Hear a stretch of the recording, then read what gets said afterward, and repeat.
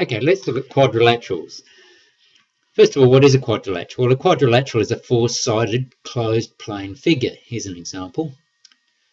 Any four-sided shape which is closed is a quadrilateral. But there are several types of special quadrilaterals. For example, the trapezium. That's a quadrilateral with one pair only of opposite sides parallel. A kite is also a quadrilateral, a special one, in which we have two pairs of adjacent sides equal. This side equals this side and they're adjacent. This side equals this side and they're adjacent. A kite. A parallelogram is a special quadrilateral in which opposite sides are parallel. This side parallel to this one, this side parallel to this one. A rhombus can be defined in two ways. One, it can just be said that it's a quadrilateral with all sides equal, as shown in this diagram.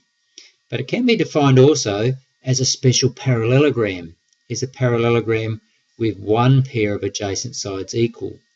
That necessarily means that all sides will be equal, but there's two ways in which you can define a rhombus. Now, a special parallelogram is a rectangle. It's a quadrilateral with all angles 90 degrees. A square is a special rhombus. Yes, it has all sides equal like a rhombus, but also it has all angles 90 degrees. So obviously also a square is a special rectangle. So there are special quadrilaterals and their definitions, the way we define them, or the minimum amount of information that is necessary to draw them accurately, and you can't draw anything else. But now let's look at some properties of some special ones, special quadrilaterals in other words, the parallelogram and the rhombus. Let's look at the properties of a parallelogram. Well, obviously, because it's a quadrilateral, it has four sides. Obviously, also because it's a quadrilateral, the sum of the interior angles is 360. And we know from the definition that its opposite sides are parallel. There's three properties that it has, but it has three other special properties. One, we can show that the opposite sides are equal.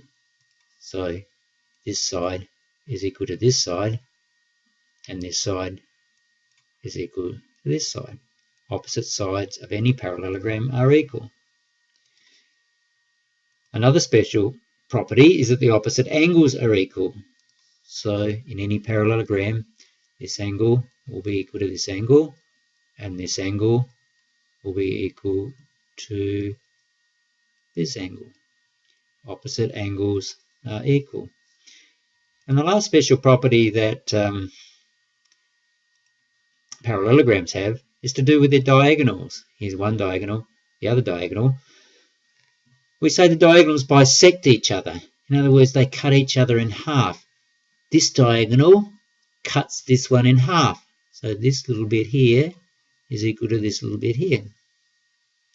This diagonal cuts this one in half. So this bit here is equal to this bit here.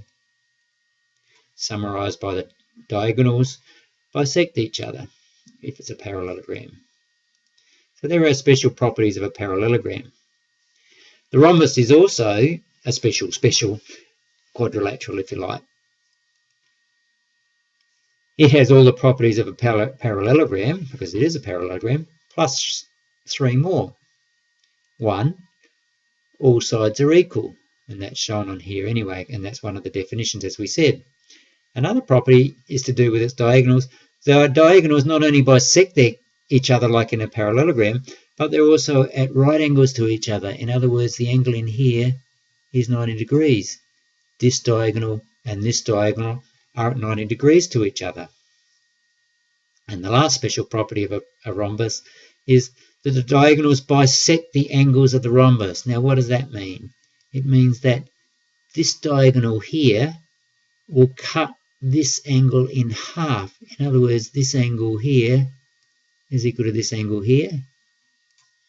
Also, that diagonal cuts this angle in half. So this angle is equal to this angle. And also these two angles are equal. You might be able to see why. Okay, that's one half of the story. Then, but also this diagonal bisects this angle. In other words, this angle here is equal to this angle here. And likewise, the diagonal bisects this angle, cuts it in half.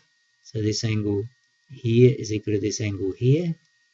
And again, you might be able to see why these two angles are equal and these two angles are equal. That's why we've been able to mark all four angles as x. So there we have it. Properties of special quadrilaterals.